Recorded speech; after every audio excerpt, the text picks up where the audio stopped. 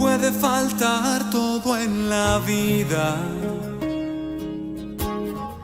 me puede faltar hasta la vida, pero nunca quiero que me falte el deseo de amarte hasta el final. Quiero amarte hasta el extremo, sin reservas darme por entero, como los que se han enamorado. Yo te canto, mi amado, hasta el final. Hasta la locura te amo, Señor. Ya no quedan dudas en mi corazón de que te amo, de que te amo, Señor.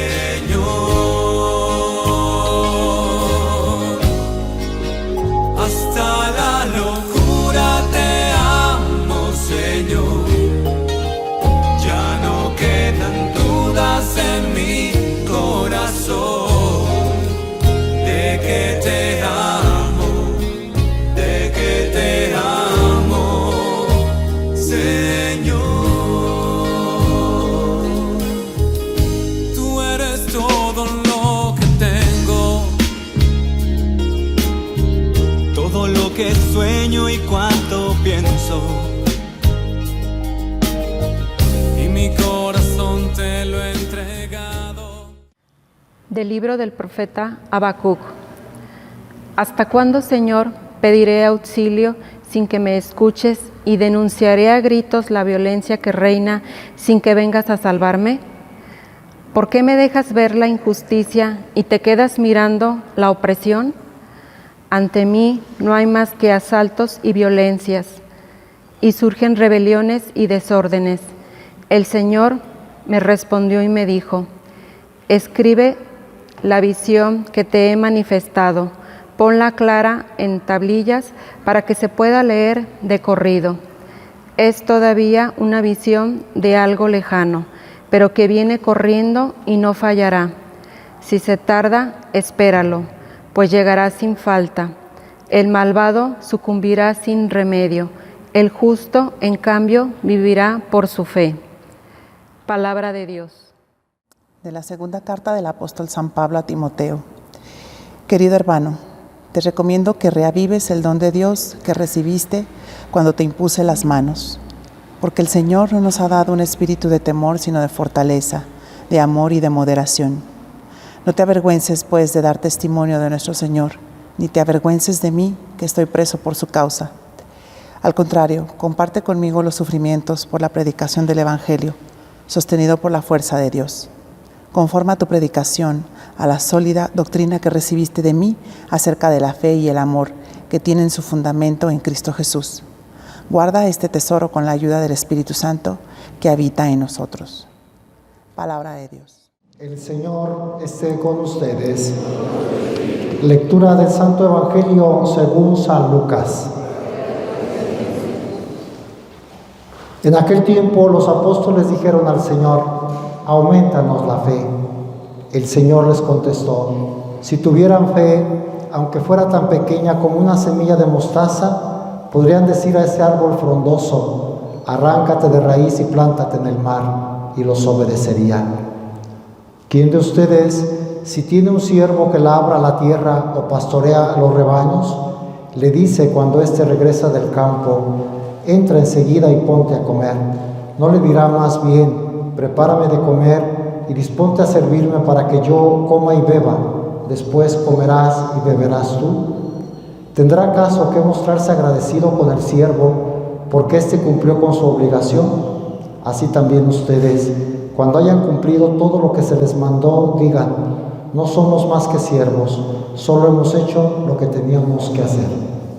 Palabra del Señor. Gusta sentarse un momento. Domingo 27 del tiempo ordinario, el tema de todas las lecturas de este domingo es el tema de la fe, algo particularmente importante. El justo, dice la primera lectura, vivirá por su fe. Si nosotros queremos ser justos, debemos tener una fe muy grande. La fe es un don de Dios, hay que pedirlo. ¿Cuántas veces has pedido tú el don de la fe? Porque pedimos cosas materiales, pero pocas veces se nos ocurre pedir algo tan valioso. Señor, auméntame la fe. Señor, dame fe. La fe nos ayudará a afrontar con fortaleza, con amor, dice la segunda lectura, y moderación todo. La fe es una actitud que se lleva por dentro y nos hace ir por la vida bien, cerca de Dios, luchando. Moderación, amor y fortaleza, le dice San Pablo a Timoteo. Así tienes que vivir tu fe. Entonces la fe hay que pedirla, es don, pero también podemos cultivarla. Y se cultiva con la palabra de Dios y con la oración y con los sacramentos, claro. Por eso acudimos nosotros aquí a los sacramentos para oír a Dios y que la fe se fortalezca, orar, hablar con Él y la fe aumente y recibirlo en la Eucaristía y con eso tenerlo dentro y la fe se robustezca. Hoy podríamos preguntarnos, ¿cómo está tu fe? ¿La has cuidado? Dios te la dio. Es un don, es un don. Definitivamente nosotros entendemos que se da el día que nos bautizan. Viene el don de la fe. Va creciendo conforme crece la inteligencia del ser humano. Su vida hace que aumente o disminuya o se pierda la fe. Hay muchas personas que ya perdieron la fe. Ya no creen en Dios. Países enteros que se están descristianizando, me refiero a la fe cristiana. Países católicos que ahora ya no tienen fe. Entre nosotros también se oye de repente, es que ya no hay fe. A veces tenemos una visión pesimista. Sí hay muchas personas, ustedes son testigos, ustedes tienen fe, por eso están aquí, por eso siguen a Dios, por eso van luchando. Agradezcámosle a Dios el don de la fe. Los discípulos, dice el Evangelio, le piden al Señor, aumentanos la fe. Veían que Jesús tendría mucha fe y por eso, bajo el modelo de Él, Señor, aumentanos la fe. Y nuestro Señor, más que decirles sí se las voy a aumentar, les hace como que deseen más la fe y habla de la fe como algo muy potente. Y dice nuestro Señor, si tuvieran fe, como diciendo, pues ¿qué les voy a aumentar? Se me hace que no tiene nada. Si tuvieran fe, podrían decirle a ese árbol frondoso, arráncate de raíz y plántate en el mar, y los obedecería. La fe, aunque fuera tan pequeña como un granito de mostaza, que es la más pequeña de las semillas, como diciendo, la fe verdadera es capaz de todo. Y no de milagros. ¿De qué nos serviría que un árbol se plantara en el mar? Eso hay que aplicarlo más bien. Milagros auténticos como la conversión de una persona. ¿Se puede lograr? Sí. ¿Cómo? Si es tan malo, pecador, tan lejos de Dios, va rumbo a la perdición, a la condenación. La fe, la oración, la ayuda a una persona puede hacer el milagro de una conversión y convertir a un gran pecador en un gran santo. Decía el santo cura de Ars, que hizo muchos milagros en vida, muchos milagros, curaciones, hasta resucitó muertos, multiplicó granos, tenía una casa de niñas huérfanas solas y tenía que alimentarlas y no tenía nada de qué darles de comer, y fue al granero, hizo una oración y se desbordó. Todavía se conserva allá en Ars, en Francia, el granero donde Dios, a través del santo cura, multiplicó el trigo. Cosas de esas muy prácticas hacía. Y cuando le preguntaron, señor cura, ¿cuál ha sido el milagro más grande que Dios ha hecho a través de usted? Y dice, he hecho muchos milagros físicos, pero los más grandes que Dios me ha concedido es la conversión del corazón. Por la fe se puede lograr la conversión del corazón. Se puede lograr todo. Se puede lograr que un niño que va mal en la escuela se convierta en un adulto responsable y bueno, que se aleje de las drogas, que una persona violenta se haga dulce y buena con los demás, que un matrimonio desavenido, que no se entienden, ya no hay manera humana de solucionar, por la fe, por la gracia de Dios, se lleven bien, se hagan felices, que los niños nazcan, no sé, todo es posible por la fe. Dios no se ha alejado de nosotros, está con nosotros. Hay que tener paciencia, claro. En la primera lectura Habacuc le dice, Señor, ¿hasta cuándo? Y Él le dice, no faltará, si se tarda, espéralo. Debemos tener esperanza, paciencia, pero tener esa fe muy fuerte, aunque sea chiquita como un grano de mostaza. Pidamos, cultivemos, preocupémonos por nuestra fe y preocupémonos por la fe de los que nos rodean. Hay veces que por los que dependen de nosotros nos preocupamos, pero solo físicamente, solo en el aspecto material. Que estudien, que coman, sí está bien, pero la fe. Aquí en las parroquias no hallamos cómo hacerle para que los papás vivan su fe y ayuden a sus niños. Les damos tarjetas para firmarles que vengan a misa. Sucede que los papás ni a misa van los domingos, algunos. Y los niños formándose en la catequesis, se hacen reuniones y se buscan medios para que los papás tengan fe y la transmitan a sus hijos. Deben los papás también cultivar la fe. La fe hará felices a las personas. La fe es un don que viene de Dios y que hace pues que uno esté bien. Es un don, pues es un bien que hay que cultivar, que hay que lograr.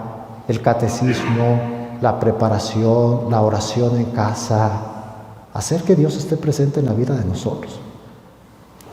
Y viene una segunda parte del Evangelio. Nuestro Señor les cuenta una parábola.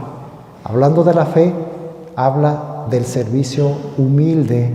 Les dice, ¿quién de ustedes, en aquel ambiente agrícola, rural, quién de ustedes que tiene un trabajador en el campo, cuando llega, le dice, siéntate y te voy a servir? Si tú eres el amo, más bien le dices, sírveme y después comerás y beberás tú. Es lo normal, que el amo mande al siervo y que el siervo sirva al amo. Recordemos que en aquella época no eran solo trabajadores, eran como cierta esclavitud. Siervo era como casi pertenecía al amo. No se les decía esclavos, se les decía siervos, pero vivían en la casa de los amos, dependían de ellos. O sea, había una diferencia muy marcada. El dominus, el señor, y el siervo, los siervos. Entonces dice nuestro Señor, ¿va a agradecer el amo cuando el siervo cumpla con su deber? No. Es su deber. Para eso está el siervo, para servir al amo. También ustedes, entonces, cuando hayan cumplido todo lo que se les manda, digan, no somos más que siervos, solo hemos hecho lo que teníamos que hacer. Una invitación a vivir la fe en el servicio humilde. Humildad. Somos siervos de Dios. Y de veras, todo lo que somos y tenemos es de Él. Servirlo no es un mérito, es nuestro deber. No nos sintamos con derechos. Es que yo a veces he sido bueno y yo he hecho tanto apostolado y yo tengo méritos y yo rezo siempre.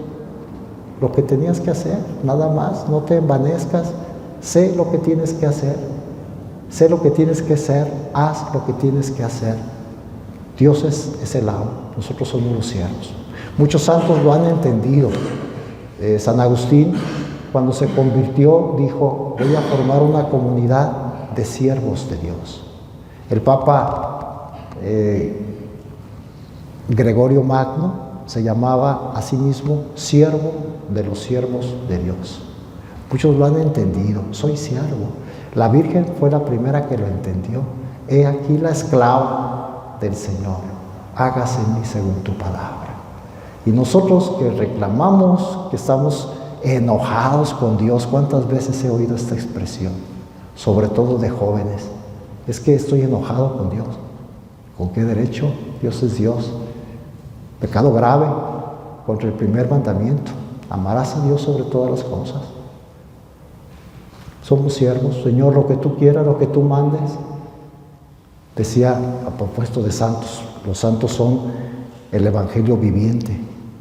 El Padre Pío, que hace poco celebrábamos su memoria, era tan humilde porque se hizo popular. Venían de todas partes de Italia y de Europa a verlo, a escucharlo. Tuvo muchos hijos espirituales, lo querían, aunque sea ver de lejos en la ventana, salía a saludar. Era pues toda una celebridad. Podría haberse llenado de soberbia. Él llegó a decir esto: solo quiero ser un fraile que ora, un frate que prega, un fraile que ora. No una celebridad, no que me escuche, no un sabio, un religioso, un fraile que ora. Y se pasaba largas horas de oración en su celda, en la capilla. Hasta nuestro Señor le concedió los estigmas. Un día en la capilla se conserva del Cristo, del crucifijo, salió una fuerza y quedó herido de las manos y los pies y el costado, llagado, 50 años. El Señor le dijo: a los 50 años se le borraron. O sea, era un milagro, era don de Dios. Murió sin estigmas ya. ¿Por qué? Porque se pareció mucho a Cristo, un fraile que ora. ¿Qué queremos ser nosotros? Un siervo de Dios, alguien que sirve al Señor. Sería una buena definición para nuestra vida, que nos recordaran después: fulano, un siervo de Dios. Ahora hay expresiones: un hombre de Dios, una mujer de Dios. Somos siervos, solo hacemos lo que tenemos que hacer. Que Dios nos conceda que la Virgen, los santos intercedan por nosotros y su palabra de hoy penetre y la hagamos vida. Que así sea. Tú eres todo lo que tengo, todo lo que sueño y cuanto pienso. Y mi corazón te lo he entregado desde siempre, mi amado.